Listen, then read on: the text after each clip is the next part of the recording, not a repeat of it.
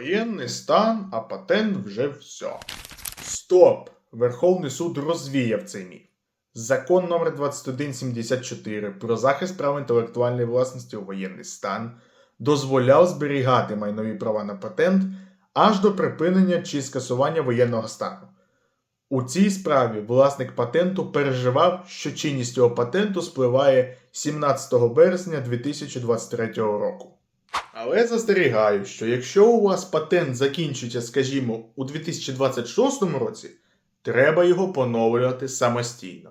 Автоматична пролонгація патентів до кінця війни діє лише на патенти, строки яких мав би закінчуватися у період з 13 квітня 2022 по 30 травня 2025 року, тобто за час чинності закону 2174.